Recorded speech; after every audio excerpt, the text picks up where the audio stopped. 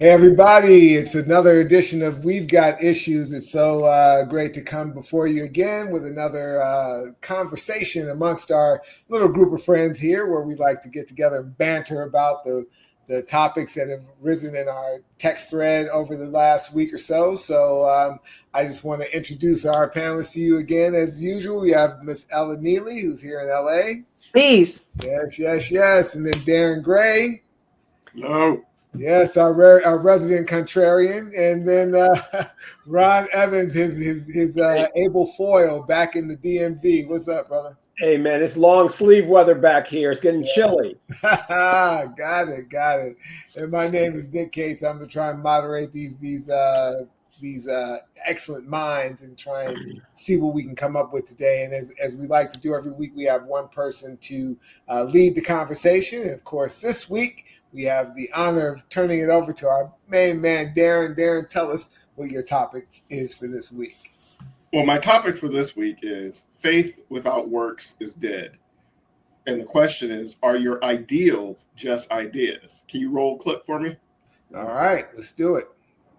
Cognitive dissonance, and this is not a textbook definition, is just when your actions do not line up with your general attitudes, beliefs, or especially what you say. That's why I use the word hypocritical, because that's the most of the time, especially when it comes to arguing, and you hear about this a lot in politics, they'll bring up, well, that's cognitive dissonance. The person is saying one thing and doing the opposite. Technically, that's hypocrisy. Cognitive dissonance is when you really do go against what it is you believe or what your general attitudes or beliefs are. Cognitive dissonance.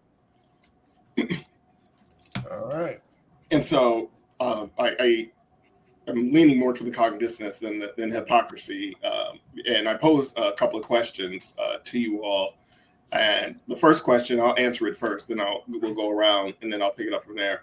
Name one benefit you have that most people don't, and you're not doing anything to help them get it. And for me, that's like the mortgage interest rate deduction. You know, like I have it, I love it, and I'm not going to do anything to change it. The second one is a position that you hold that negatively impacts others that has a negligible or no impact on you. And for me, that's this whole tariffs on items that are under national security. Really doesn't have much of an impact. Whenever the price increases aren't going to negatively impact me that much, but I know it has a negative impact on others. So those are the two questions I'll ask, and then I'll finish up with the conversation. So I guess I'll start with Ron, my 40-year nemesis of arguing. All right. So policy that benefits that I benefit from that many don't, that you're doing nothing about. You said mortgage interest. I agree with you there. I'll go a step further and I'll say the capital gains tax break. You hold an equity for a year or more and you're taxed at a much lower rate than your ordinary income. It's ridiculous. I completely benefit from it, but the benefits are to those that have a brokerage account, that have the disposable income to invest in the market. It does not service the majority of Americans. And it is a movement of money to the rich and away from the poor. This money that could have been going to social services or other things. So that's the answer to the first one. Do you want me to go to the second one too? Yeah. All right. Great for individuals. Okay. The other one that benefits, that negatively impacts others, but doesn't really have an impact on you. Okay. In the same theme, it's the 529B savings plan. If you look at the statistics, it completely skews for upper middle income, and affluent households. You have the ability to shelter money at an early age and let it grow tax-free as long as you use it for a qualified educational purpose.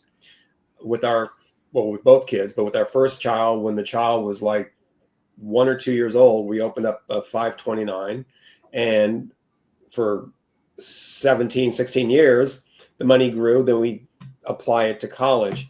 So it doesn't help anybody that is middle class, lower income, and it's just perpetuates the wealth gap in this country. It perpetuates the affluent being able to afford college and not have to have student debt for their children, which then makes it unfair when they both graduate from college, because child A has no student loan debt because their parents, they chose the right parents and have 529 paying for their college. And child B has a couple $100,000 in student loans and now is wondering, will they ever be able to afford a house? So 529B is the one that's really egregious and that we've benefited from. All right, Ella. So I guess I have a different perspective on this. I mean, I think that everybody can, like the things that you guys just talked about, these policies, if you have the means, everybody can benefit from it. And I mean, I guess I struggle with this because, I mean, I don't make the policies. I'm just in the game and I just try to get as much education as I can to be able to benefit from something that was not even built for us. It was built for white men. I mean, we just have to start there all the time. And so I can think of more things that have a detrimental effect on me that more people benefit. For instance, property taxes. My property taxes went up $1,500 this year. And that's because of all these propositions and stuff that go on it. And this is a real detriment. I mean, that's 11% additional that people who don't own property, they get to vote for something that basically they don't have to pay for. And so that's a big thing for me right now. So I mean, I don't think about it that I'm benefiting from something. I'm benefiting because I do the education. And so if we educate more people and they have the means and then they can benefit from it. But I mean, I struggle with this. Ella, So, yes. I'm going to push back on you. Okay. Didn't you recently buy a truck? I did. Did your company buy it or did you personally buy it? My company is leasing it. And is that an expense that you get to declare at the end of the year? It's a company expense that you get to write off. Yeah. It's a part of running a company. You get to write off your expenses. Right. But that's just the nature of owning a company. You get to so I don't know if you write them off, but you deduct it from your income. Right. It Yes. shelters other income. So you get to go to Whole Foods in a car that the government subsidizes, but I don't. If you had a company, but I don't. Well, yeah, but you could. That's a choice. Okay, but the point is you're benefiting from a policy that helps business owners, that people that work as individual contributors or for companies, we don't get the same benefit. I think that's sort of a policy. Yeah. Well, okay. I mean, I'm not going to debate that issue. I mean, it's like, okay. Okay. I mean, that's true. Yeah, it's Okay. neither good nor bad. It's just true. It's just, okay. All right, Nick, what are yours? You know, I have you guys have brought up some good ones already. I don't know why my mind went here, but I always go to some strange place when it comes to these kinds of things. But it's not really a policy. It's a history that I benefit from, right? I live in California. And I really enjoyed this documentary that Ken Burns did about the West, how the West was, settled, right? And so the settlement of the West is a story of great ingenuity, great risk taking, great achievement, and great heartache and pain and suffering and injustice and all of that. And for me to live in LA and in California and be in the place that I am, I benefit from the pillaging that many other people faced in order for me to enjoy the benefits of being in the state. So that's one that's what immediately came to my mind. But you could say that about any state. I mean, yeah. I mean, it's true. I'm just, it's true Okay. for Nevada as it is for California. But I happen to be in California, so. Right. So then my question that I want to bring up for a conversation, I just wanted to frame your minds around it so that, we weren't arguing about a baseline, is why is it that we who see ourselves as caring, quality people who love our families, love our friends, love our community, why is it we have this cognitive dissonance where we benefit from this system of patriarchy, of racism, of sexism, misogyny? We benefit from it and really aren't doing much on a personal level to change it.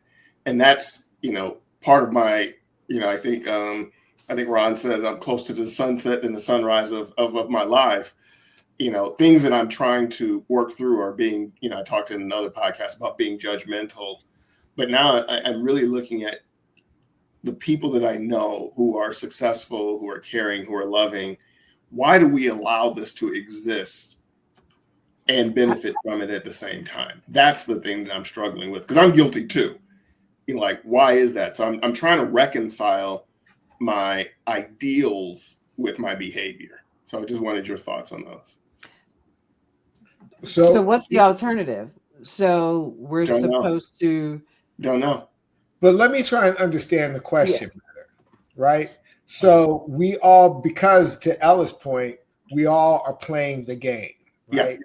This is the game that's been set up, and so we to the extent we understand the rules, that's right, we play the game. So your question is what? Well, when you look at our history and the people that came before us, they fought so that we could be here.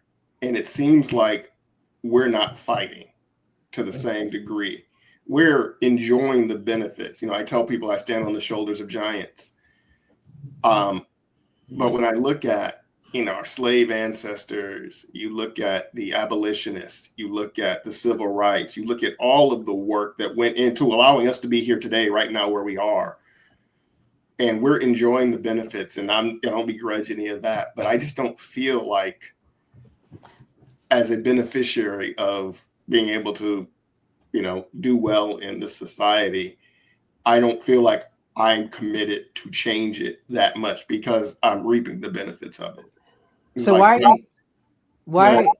is the way that you feel about yourself now generalized to everybody else? How do you know what anybody else is doing? No, I'm just asking the question. That's the question. Yeah, I don't know that I agree. I don't know that the frame that you presented is something that I can necessarily resonate with. Not that I don't think we can all do more. When we were talking about what would you do if you were a billionaire, if you had $10 million, whatever, all that's within the frame of the society that we live in, right? So your point there was, and I think everyone else's point was, you have to do for yourself before you can do for someone else, right? Yeah. And the one thing I will agree with you on in the framing is that there were people who put themselves at risk and did not put themselves first. They put a cause first. They boycotted, or they went and marched, or they did all these other kinds of things that could have been personally detrimental for a bigger cause. And I do think that ethic has certainly been lost, if it ever existed beyond that generation. Now we have the No Kings protests and stuff like that, and people are starting to get that ethic more.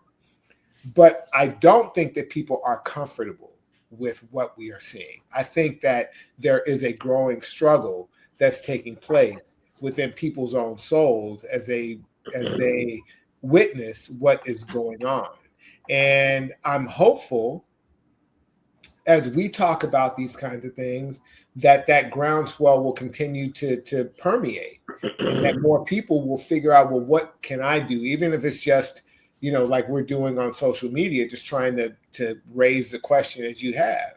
I think it's a worthwhile thing. But I don't think that being outside of the system completely, or being in the system as you're trying to change it, is a negative thing. Ron? Yeah, right. I'm also struggling with the premise.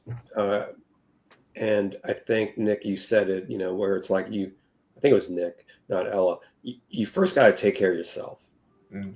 And that gets to an existential question, that all four of us have to ask ourselves. And that is, why are we here and how do we want to leave this world? And I think that when I look at what I want to do, I think I leave the place better for the next generation, and through the mentees that I have, both at work and through relationships outside of work. Hopefully I am seeding the next generation of financially literate people, people with leadership skills. But you can only do so much, but it all starts with, you've got to be able to be that good provider. And I don't just mean with one generation. I think there's an intergenerational responsibility that we need to think about. And that's how, if everyone is thinking like that, it's a force multiplier effect. Well, what would have happened to us if those that came before us simply did that? Only worried about their immediate family, only worried about their progeny. What would have happened to us? Would we be where we are without them thinking that it's not enough for some of us to be okay? We would have had decisions like Brown versus the Board of Education, because that was about separate but equal in terms of education. Okay, when you can't be equal and get a good education if you're in inferior schools. So a lot of these civil rights benefits had an economic undertone to them to uplift the race. To uplift the race, yeah, no, I get that part, but I just, and I guess it's, like I said, maybe it's just for me, but when I look at those of us who are in our generation and who have accomplished some things, we seem to not be moving things the way those that came before us did. Like the joke that I have with my mentees is, I was all about civil rights until they started handing out checks in the 80s.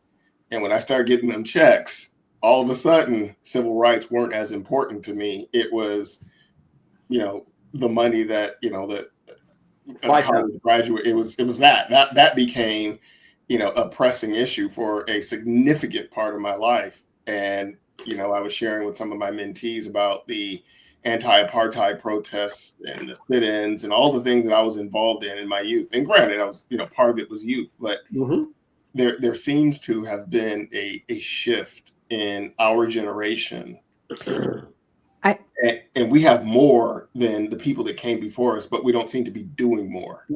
So you should start doing some more, because it seems as it's your issue and you're trying to make it seem like it's, because I know a lot of organizations that are doing stuff. I know a lot of people my age. I am so impressed with my daughter, with all of the things that she's doing with educating people about elections, about going out and cleaning beaches and all of these different things, and helping the homeless and helping seniors. I mean, there's just so many people out there doing things, and maybe you should find a tribe that is doing some stuff so you can go out there and do it with them, because there's a lot of people out there doing stuff. But and maybe I didn't state it clearly enough. As an individual, yes, I'm doing those things. What I'm talking about are policy changes. That's why I wanted to know what policies. So I'm talking about policy changes that benefit us, that do not benefit others. Yes, I get involved in a lot. I do a lot of mentees. I work with a lot, and I know a lot of organizations that do those things as well. What I'm talking about are policy changes that could help a lot of people to achieve more that we benefit from, but aren't willing to give up that benefit to help more people. So I'm not talking about on the micro level. I'm talking about at the policy level of whether it's a home mortgage or 529 or the ability to write off a business expense. These are things that benefit you if you can get in the game. But there are so many people in our community that can't get in the game but we're not doing anything to change those policies. That's what I'm saying. In the civil rights era, it was a lot about policy. Brown v. Board of Education, the Voting Rights Act, the Civil Rights. These were and all of those things are being taken away from us right now. I mean, we got a whole bigger issue going on. Right. So listen, we were talking about this again. If I were a billionaire, right? Like there are big macro issues, the Constitution, the tax code. There's all these things that purposely leave people out that are not being talked about. And I know when you say we, you're not talking about just we. You're using the royal we, where we as a community. I get that. There's a gentleman named John Hope Bryant who you may or may not have heard of. He's a social media guy, but he's also has done a lot to. He's made a lot of money. He's a black man who's made a lot of money in doing a lot of different things. And he's famous for saying the fight of our day is not civil rights, it's silver rights, right? It's you got to, in order to have some bearing on what's happening today, you've got to have means. You've got to have money. You've got to be able to attract money. You've got to be able to move money to make money work to make the change that you seek to make. No one's going to make change today without having some level of means. This is John Hope Bryant talking. And I half agree with that, right? Because I do agree that, and that's why I was saying if you were a billionaire, how would you seek to make the change you want? Because I do believe that with wealth comes leverage that you can use. So to your point, Darin, why aren't we doing it? I think part of doing it is to hopefully attract enough wealth that you can see beyond your personal day-to-day sustenance, and you can think bigger. You can imagine greater. You can think about how you can interact with other people and other institutions and so forth to push forward agendas that you want. So I think that is a part of it. But I agree with you. How did the folks that came before us, they did it with no wealth. And I guess that's a different time. Now we have a little bit more of a structure. We have Ella was just talking about how the Civil Rights Act and a lot of these things are being stripped down. But it just goes to show. That that if they don't respect you, they don't respect the leverage that you bring, they will just take things away from you ad hoc. Well, one thing that sort of started my journey moving from far left to more center right was when someone asked me, what programs or policies that you like would you be willing to give up to balance the federal budget? And I because I'm always willing to that program for that group and that program for that group, and we should cut from this. And they asked me, what things that you like, that you benefit from, are you willing to cut in order to balance the budget? And that really shook me to the core, because I was always looking at what other people should give up or what other people should cut. But when you start looking at what benefits am I willing to give up the home mortgage deduction if it helped homelessness? And I can't say that I am. Am I willing to give up the ability to save for my grandkids in their 529 if that meant lower tuition for everybody else? Because if I'm infusing cash into the system, I'm increasing the cost for everybody else. So it's a struggle for me of the policies that I benefit from. What am I willing to give up to help more people? Because doing what we're doing isn't helping them, it's helping me. Right. I tell you, but it's not supposed to help them. Yeah. I mean, this is all rigged for white men with power and money, period. So it's rigged for people with power and money. Right. Well, no, white men. Let's be clear. Everything but now it's everybody. Everything in this country was built on the power and success of white men. Yes. Because they were the one with the money and the land. And they still have the money and the land, and they don't want anybody else to benefit from that. Right. But everybody on this call benefits from the tax code that helps us reduce our taxes. No, I'm not stating that. I'm just saying that he's you're talking about helping other people within this system, but the system wasn't built to help other people. It was to maintain their wealth. So, but to Darin's point, and I'll go on the record right now, I'll give up all the benefits, the home mortgage deduction, the business related, deductions, all that stuff. If everybody had to give them up, and they redid the tax code so that it was clear and it was like, basically structured in such a way that we all got the benefits and we all took the responsibility. I don't know that there's anybody who on this call at least, who would not give it all up if it was all made, equitable, right? Because that's all it's doing. It's making carve outs here and carve outs there. But if you would strip all that away and say we're going to equally share in the responsibility as well as the benefits, I don't have a complaint with that. I think the premise, and I agree with you, Nick. I think Darin's premise is probably faulty, because the premise is that we could change policy, redirect income from the ones that have the most to the ones that have the least, and that's going to make a fundamental change in our society. And I don't know that to be the case, because you still have agencies and bureaucracies that are going to be taking the money and redistributing it. So I'm not sure that you're going to get the impact that you expect. I think having a mom and dad at home and having a good public school and a safe school to walk to, I think that's going to have far more of an impact. Yeah, I agree with that it probably would take generations for it to make a difference. But our ancestors faced the same thing, but they were still willing for the effort. All right, so I'm just going to be real about this. You know what the biggest problem we have in the Black community and when it started? Desegregation. Yep. Because to your point, the doctor and the blue collar worker, they were all in the same area, and they were like feeding off of each other. There was community values, there was a culture, and then we all moved to the suburbs. Yep. And so how do you square that with Tulsa and with Rosewood? Because that was during segregation, and everybody was together, and it was like, nah, now you guys are getting a little bit too. Well, but that's the point. Exactly. They came and destroyed that. Exactly. With violence. That's how it goes. And a lot of it was state sanctioned. It wasn't even just vigilantes.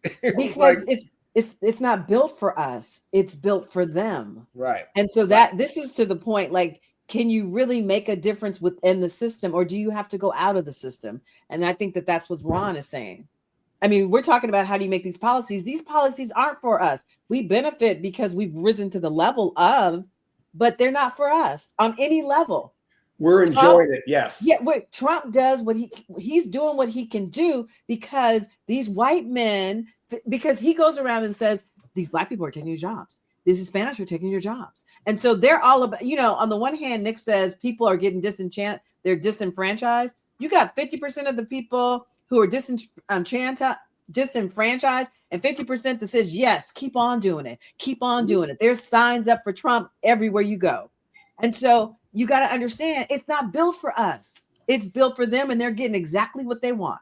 And I don't disagree with that. What I am saying is, do we, not just the royal we, our folks in our generation, do we have a responsibility to not just benefit from it, but to do something about it? Because we do benefit from it, even though it's not built for us, but we're not lobbying to get rid of those exemptions. We're not talking to our Congress people. We're not doing any of that. People will go out and do a No Kings March and feel good about themselves. But the civil rights movement was more than just marches. It was about legislation. It was about court decisions. It was about suffrage. They had a point to their marches. They weren't marching for the sake of marching. They definitely weren't setting stuff on fire, and they wasn't fighting. They were nonviolent. There was an intentionality of bringing about change, which is why we got some of the changes we got. But it seems that because it looks bad, we collectively as a community are content with the status quo. So what happened when we got them? Then they took it away. They took it away with violence. Hang on, Ellen. I We have mean, more Black college graduates now than ever before. We have more African American families making over $100,000 a year than ever before. We haven't gone back to Trump is trying to take us back. I mean, if you don't think that that's what he's trying to do right now, that's what he's trying to do. Listen, I'll put it this way. And this is my hope. I don't necessarily know that it's going to go this way, but I think that there are going to be enough, particularly young people, who recognize that they've been sold a bill of goods. Like, I was told that if I just worked hard, played by the rules, got an education, that there's going to be, a future for me. And whether you're Black or white or whatever else, your chances of being more economically secure than your parents is lower now than it ever has been before. And so at a certain point, if we don't wake up and shake ourselves out of the stupor, that the whole, to your point, Ella and Ron too, that the system is not set up for people to raise themselves up by the bootstrap. The one thing that business is trying to cut out more than anything else is workers. That is the number one expense, that if they could do it tomorrow, they'd replace everybody with robots. And that is the glide path that we are on. And when people realize that you are just an expense on the balance sheet and that we're not going back to a better time, we're going forward to a time where more people with more money have more and you have less, that's when hopefully the dam will break. But one thing I'll say, and go ahead, Nyla. But I don't think that, I think you're looking at it from your lens. And when I was with Ron at his house, he said, they don't think about it the same way that you do. And these people aren't educated. They're not doing the research. They're getting their information from Fox News. And you're thinking that the information that they're getting, they think everything's okay. And so, otherwise, because you're spending the time and getting the information, but people aren't looking at it the way you're looking at it. That he's going to do something, throw them a little money, and then they're going to be fine. And I think that we have to take that into consideration. They're not you're the way you think. Most people don't think that way, and they're happy with. And then coupled with that, then you got a chance to vote for a white male or a Black woman or a Hispanic man. What are you going to do? If you're white, what are you going to do? I'm voting for the white male. Okay. Because at least by proxy, I win. Basically. Exactly. And then I can't be rich. There's a whole lot of men that were Black and Hispanic that did not want to vote for a Black woman. Well, no, I get that. Mm-hmm. And that's sad. Yeah, and then I just we were at book club, we were somewhere, and they were talking about like white women who they're complicit, but they said, well, a lot of the times white women don't vote. Their husband votes for them. And I was like, wow. I mean, I didn't even understand that there's households where the man, his views are dominated. Like, you don't even have a say. And so there's a whole lot of different components to this that I know that I don't understand or know about. And so there's a lot to this. And you would hope that people would rise up, but this generation is on TikTok. They're so enamored by everything except for what's going on that hopefully change does come. So, this argument goes back to Trump's first term. And Nick and I would debate this in the fellas chat. And Nick would proclaim, these poor people, they don't realize they're voting against their own self-interest. Mm-hmm. And I would retort, they're absolutely voting for their self-interest. It's just that you think it's economic, but it's race. It's race. And I think, again, I always talk about the book Caste. The book Caste spells it out perfectly, the formation of this country and the intersection of money, the judicial system, and capital, and how they all are aligned to help the rich stay rich. And the rest of us, there will be some upward mobility, and we've all benefited from it. Mm-hmm. There will be some crumbs that are thrown off the table, that the four of us can pick up and be better off today than we were yesterday. But the system is the system, and it's not going to change. And to wrap it up, I know, Nick, you were talking about the young people. Unfortunately, I think for them, there's so much wealth tied up in the boomers and the Gen X's that they don't really have much. There's no money left for them because it's all, socked away in 403s and 401s and pension plans and corporate. It's all socked away. So they're not going to benefit. My primary question for us is, where did we, and Ron, you sort of pinged it with desegregation, is, why did we stop? And that's sort of what I'm struggling with now. And again, not on a personal level, because I still do a lot of work individually, but I look at policy, and when I'm voting based on my own interest, not necessarily the interest of the community. I look to see, like, how's this going to benefit me? So that was just the question. I just wanted, you all to look at your own cognitive dissonance. Wasn't trying to debate your cognitive, what you believe, but I just wanted you to examine that just as you were thinking about your own place and the types of things that you believe and you value.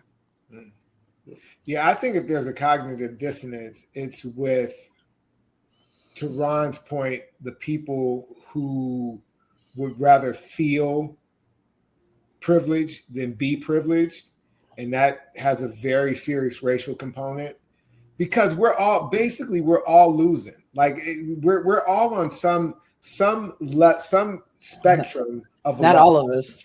No. That includes everybody on this screen. No, I'm talking about not the billionaires, not the people who. Okay. The system is about you, Ella. No. But to your point, Ella, even they are on some level of loss, because the ability for us as a country, as I often say, there is untapped potential at every level, from billionaire on down. But the people who feel the loss most acutely are everybody outside of that 1% or 10% or whatever you want to call it. All the rest of us are on some level of loss in this country, because, to the point you guys have raised, the way it's set up is not let the best person win, the hardest worker win, let things be distributed somewhat evenly. It's like, get as much as you can and then close the door behind you, right? And that's the paradigm that we live in. Yeah, I think when you look at what Darin said about the boomers are holding the wealth, and you look at anything, you can just Google any Wall Street Journal article, and it supports that premise that a mass amount of wealth is in the boomers generation. And the people, so boomers, basically our age, we doing great. The S&P since January of 2020, so really at the start of COVID, it's up 82%. So if you had money in the market, you've pretty much doubled your money by just doing nothing but having the investments in the market. But if you didn't have the money in the market, and there's the K-shaped economy where some people did really well in COVID and others did really poorly, you're now at that bottom rung, and now you got this thing called AI coming to take your entry-level jobs away. So the Wall Street Journal, I think I read it just yesterday, talks about how kids are living with their parents because they can't afford to move out. They can't afford to pay the rent and their college loans and get a car and all this other stuff. So Darin is right that the younger generation is dealing with far worse than we ever did, and there's no end in sight, especially with the advent of AI coming from entry-level jobs. But to your point, Ron, like I was saying, even those boomers who seem to be doing well, they're losing because they have to still take care of their kids, because their kids can't launch, right? Like, this is the point. But people don't see it that way. They say, well, I've got the money to do it, like, or even here in LA, where people have to put their kids in private school because the public school doesn't, whatever. Like, that is a tax that no one should have to pay from cradle to 12th grade. Like it doesn't make any sense. But people feel like, because I've got it, I'm winning. But no, you're losing. You're losing too. And I think, Nick, you sort of summarized, what my premise was in general, it feels like we are benefiting, but we're actually losing. And unfortunately, we don't seem to want to do anything about it. And that's where it is. So I'm not comparing us to the folks that you and Ron were talking about in the election, because it's not based on race. But there are things that we hold on to because they do benefit us, and we're not necessarily willing to do the things that change. Like, I don't want my property tax to go up anymore, even if it does help the schools. I can't afford it. And so there are things that I look at a systemic policy level that I see would help a lot of other people, but I don't seem to be willing to do the work to change it. But I think we've beaten this dead horse. So can I get to my No, I'm sorry, because Nick just brought something up, man. So let's just say with that fictional family, you had like $40,000 a year in tuition. That's after tax. Yeah. You've got to make, like $100,000. The first $100,000 just goes to covering the tuition. And it's like, I call that sometimes the black tax. Yeah. Because if you would pack up, and I know how nice certain neighborhoods are, but if you would pack up and move to Orange County or Valencia or Culver City, where the white folks are and the school systems are good, the public school systems are good, that's like $4,000 a month that's in your pocket on the net. Oh, I had to do that. My kids went to a private school and for elementary and middle school. And, essentially they were like, I don't want to have to put in the work to excel. And I was like, well, you can be average in public school. So I moved and I stopped paying the $25,000. Wait, you had a kid that said that to you? Yeah. Like, I just want to be a regular kid. I'm like, well, you can be a regular kid for free. If I'm paying $25,000 a year, you need to be an exceptional kid. And so we packed up and moved to Torrance, better school district.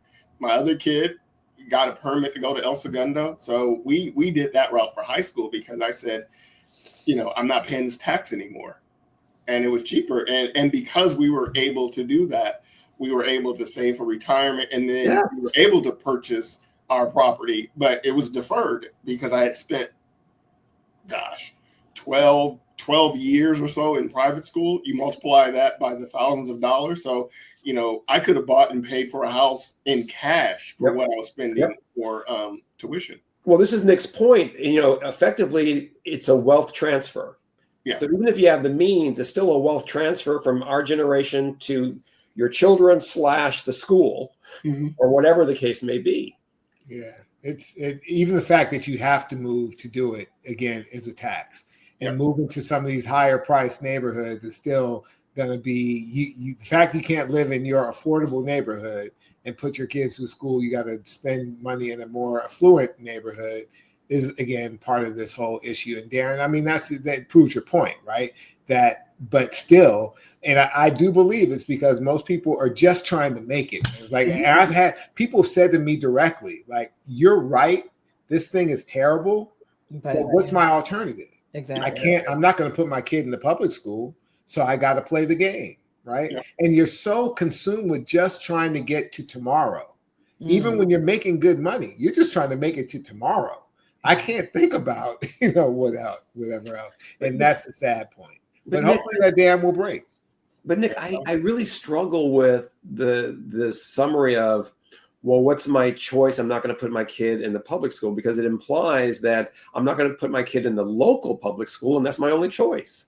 I do think what Darin did is cost effective and the right strategy. I will move to an area where I have better schools, safer schools, and if I buy, I get the mortgage interest write-off. I get it, but what if you had your house for 10 or 15 years and you've got a good interest rate, and if you sell your house and buy a new house, now not only is that house going to be more expensive, but the interest rate's going to be higher, so it's going to be more expensive in that way too. I'm not saying that it might not make good economic sense. Maybe it does at the end of the day. But and the property tax is going to be higher. It's a math formula at that point. It's like, okay, here's what the property tax, yeah. Property taxes are real. Woo! So I mean, the point here is not that what's the best economic thing to do. Yeah, that may be the case. The fact that you have to make that choice is, speaking to Darin's point, like why are people not up in arms about all the hoops you have to jump through just to be in this game? Because this game is real. It's real. Real. Real and rigged. Yeah, and, and it's rigged towards people that have money. Mm-hmm. And I mean, that's the ring that we've all stepped in. Right. Yeah. We can't complain to the ref that the guy's hitting me with his boxing gloves. We stepped in the ring. Yeah. And that's where the conversation for me started with is, why are we not doing more to change the game like the folks that came before us? Because people are trying to live. I mean, and as were they, and they were getting water and shot, and I don't know. It's just something that I struggle with. It's a legitimate question. It's a legitimate issue, and there are legitimate reasons why. I think we've gone around and we probably can probably end it with any last comments, so we can get you to your much brighter, much brighter. Does anybody have any final thoughts before we let Darin? I'm good. You're good. Yeah, I'm good too. It's a real deal, and we hope that you guys see the passion in our perspectives on this, because many of you may be dealing with just these kinds of questions, right, in your own mind, and dealing with the muzzle velocity at which life just keeps coming at us, whether it's politically or economically or uncertainty and all that. So if you've got comments or things you want to bring up, please do leave a comment, and we hope you'll like and share this with people who are in your circle. Maybe let's get a bigger conversation going. So with that, we'll let Darin toss into his parting shot for today. If you could just roll the clip, just play the first part of it. We are exploring a little bit more of Orange County. Animal presentation soon. Oh yeah, we are at the Santa Ana Zoo. This zoo is a one of two zoos in Orange County. Believe it or not, we have two zoos. They are both very small, literally down the street from Disneyland. This is a map of the zoo. Rainforest Adventure Maze. But yeah, come along. We're gonna explore, see what kind of fun we get into. I have been to this zoo once. You have never been to this zoo. So the Santa Ana Zoo, I took my grandkids there, and we always talk about the LA Zoo here in LA or the San Diego Zoo, but all over the greater Southern California area, you have these small zoos that have plants and animals, and they're very affordable, as well as you get this whole family environment, and it's not like the bigger zoos where there's a lot of people and there's a lot of traffic, and you got to buy this and buy that. These are really smaller experiences where you can learn about the animals and get a sense of community. So we've come across a couple of them just in the greater LA area. And in Orange County as well. But there's these small pocket zoos that most people have never heard of. Thank you for that. Yeah. I don't think I'm much of a zoo guy. Is anybody? Are any of you guys like zoo people? Have you been to zoos before? Been to zoos before, yeah. When my mother took me. Yeah. I just remember I went to the LA Zoo like years ago when I was still in probably elementary school, and the thing that stood out to me was the smell. And those animals, they smell. They smell like animals. Like literally, like you're walking around saying all day, like, what the hell? What is this smell around here? So anyway, that's my zoo experience. That's because hamburgers come from the grocery store. Right. Well, they certainly don't come from gorillas, and I think it was those gorillas that were really smelling. Something's going on. So I just wanted to share that. It's just, I just keep finding, because I have my twin 5-year-old grandkids, we find a lot of different parts of the city, because I didn't grow up here. You all grew up here. So there are, parts of LA that I've never discovered because, I didn't grow up here. I experienced Disneyland as an adult and, and not very far. So everything I experienced adult. So this is like And then when my kids were kids, I took them to all the touristy places, but I really didn't, have the time or the resources to just go like, hey, let's just go wandering today, because everything was, homework and school and everything. But with grandkids, it's just joy to be able to find these spots. Mm-hmm. Very nice. The joy of being a grandparent. Love it, man. Nothing like it. Nothing like it. Good. That's very cool. Very cool. Well, you've given us another little nugget to put in our quiver here. So maybe we'll meet up at the Santa Ana Zoo and definitely not enjoy the smells and the experience of what zoo life can bring. So, well, anyway, on a side note, I think with all of the books and podcasts that are recommended, it'd be great if you could put together, just like a resource place where people could go on a regular basis. Because Ella's given us some stuff, Ron's given us, and you've given us some stuff. Just like whether it's our parting shots or just stuff in general, a resource list for those. Yeah. Because then I got to go back and find it. It's like it was that book that somebody said something about, and so just But Nick is probably saying he does a lot. So if you can put it together, that'll be great. Yeah, but where would we host it though? Because Nick has the whatchamacallit, the site. So where would we host it? Let's think about that. We'll figure that out. We'll put that. We'll put something together, and if not, put it on social media. We might be able to do something special like video with a list that we can attach at the show notes. So that'll be a project for us to get on. But first of all, we want you guys to again leave your comments and suggestions and like and share our video, because obviously Darin here has come up once again with a topic well worth considering and a parting shot for those of you animal lovers out there. So this is a great episode for you guys to share. So guys, again, always enjoy spending time and talking about these topics, and I can't wait to do it again next time. Definitely. Yes, sir. Yes, sir. All right, guys, that's it for We've Got Issues. We'll see you on the next go round. Take care of yourself. Bye. All right.